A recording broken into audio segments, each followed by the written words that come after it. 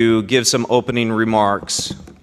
Friends, family, colleagues, and to our newly elected senator, it is my honor to welcome you to the 2022 legislative session. I've always enjoyed the first day of session. It's a time in which friends and colleagues are reunited, hope and excitement flourishes, and optimism for the future resonates. Colleagues, the time has come to take a stand. It has become increasingly evident that we live in a world in which many, including our media, wish to confuse, misguide, and deceive us, calling good evil and evil good. One doesn't have to look far to see the sinister agenda occurring right before our eyes. The attack on our children is no longer hidden.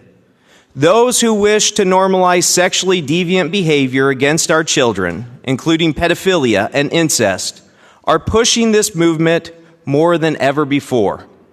Our children should be safe and free from this atrocious assault. Our students should be learning about science and mathematics.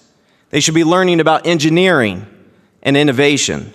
Instead, we have some teachers who are disguising sexually obscene material as desired subject matter and profess it as artistic and literary in value.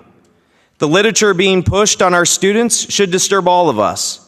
And if you aren't disturbed, I can only hope it's because you have not actually heard or seen the content. Nobody, regardless of their race, religion, ethnicity, gender, sexual orientation, or occupation, has the right to expose children to obscene material. It is for that reason that this body should use this session to address this very issue. When students are subjected to this violating content, we need to ensure parents have the ability to protect their children by removing them from that district. We can and must tear down the financial barriers that prevent parents from making that decision. We must hold those who distribute this repulsive and criminal content to minors accountable. Let us not forget the quote on the first floor of this Capitol, which reads, "Nothing is politically correct that is morally wrong." In other words, we can't be right by doing the wrong thing, and doing the right thing can never be wrong.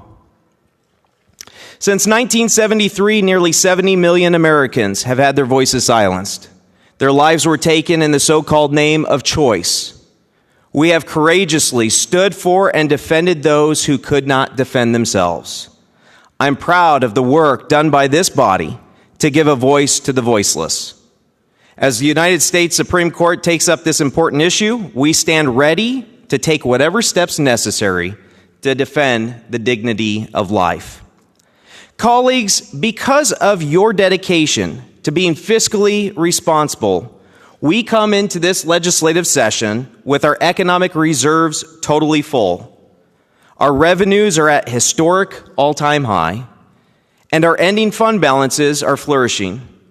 This economic prosperity has come from sound fiscal policies and reducing taxes on Iowans.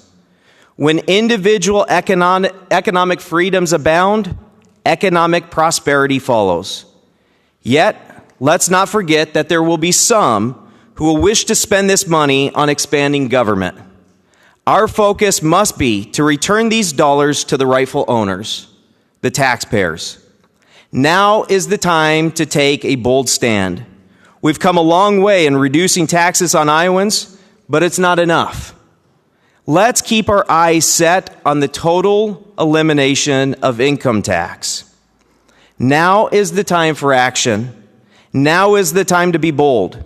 We cannot allow another year to go by sitting on the sidelines while other states are aggressively reducing taxes. This is the year to take action. Lastly, may we always remember that the work we do here in this building will impact the lives of millions of Iowans and future generations to come. Let's make 2022 a year to look back on with humility and thanksgiving for the bold stand we took to give greater freedom and liberty to Iowans, where we stood for parental choice in education, where we lifted the crushing weight of tax burdens on Iowans, and where we stood for what is right even among those who call it wrong. Right is right all of the time, and wrong is wrong all of the time. May this body choose to do what's right. God has so richly blessed and prospered our state. May we recognize him and his hand in all we do. May he continue to bless this great state, and may he bless each and every one of you throughout this legislative session.